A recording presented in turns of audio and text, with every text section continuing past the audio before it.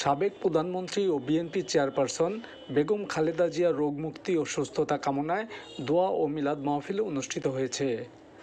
বুধবার বাদ আসর ফরিদপুরের বোয়ালমারীর রূপাপাত ও পরমেশ্বরদী ইউনিয়ন বিএনপি ও অঙ্গ সংগঠন এ দোয়া মাহফিলের আয়োজন করে।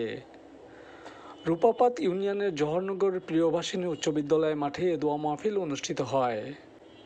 অনুষ্ঠানে প্রধান অতিথি হিসাবে উপস্থিত ছিলেন ফরিদপুর ১ আসনের বিএনপির মনোনয়ন প্রত্যাশী ও বোয়ালমারী উপজেলা বিএনপির সহসভাপতি শামসুদ্দিন মিয়া ঝুনু।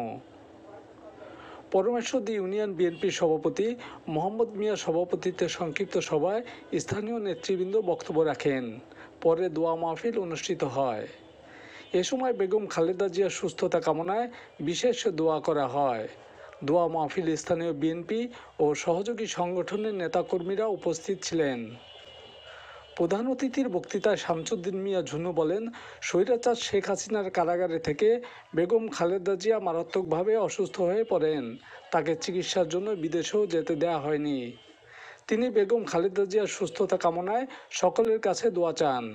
আমরা আমাদের দেশ মাতার জন্য দোয়া করব, আল্লাহ রাব্বুল আলামিন যেন আরো দীর্ঘদিন উনি আমাদের ভিতরে আসতে পারেন, ওনার হায়াত দারাজ করুন এবং আমরা ওনার নেতৃত্বকে সামনে ধরে রাখি, ওনার নীতি আদর্শকে ধরে রাখে আমরা যারা হাঁটি হাঁটি পা পা করে রাজনীতিতে পদার্পণ করেছি সকলেই যেন আমরা আমাদের চারিত্রিক রাজনৈতিক চরিত্রকে ধরে রাখি, একে অপরকে ধরে রেখে দেশে বেগম খালেদা জিয়ার জন্য সারা বাংলাদেশ আজ কাঁদছে যে বেগম খালেদা জিয়া আজকে সারা বাঙালির নয় বিশ্বের বুকে একটি দেশ বরেণ্য নেত্রী হিসেবে ইতিহাস হয়ে থাকবে।